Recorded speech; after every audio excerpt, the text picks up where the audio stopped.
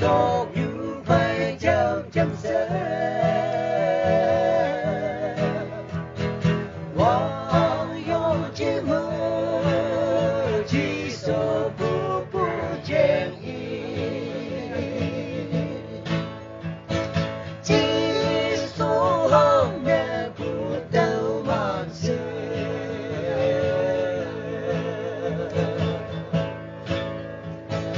có tốt như thế chỉ số mang tay hoàn thơ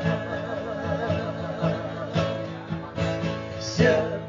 sẽ là nghe ca ta làm nào dân một gia bên về tay tôi tay làm Wong hiya me đi phải nhớ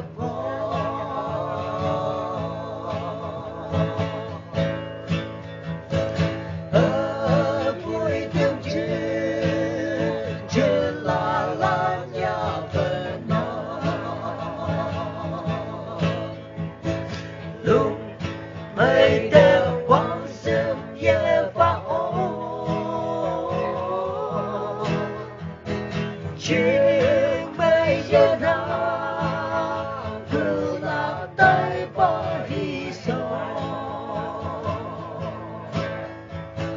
mình mới bay học hoàng yêu trường đua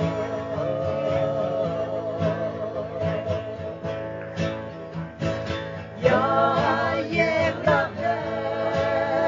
thế man tu hay bà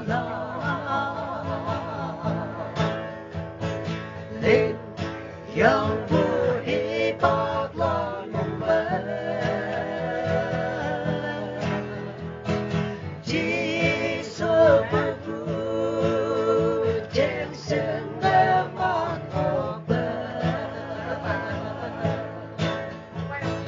obat vì bay dừng trên môi thế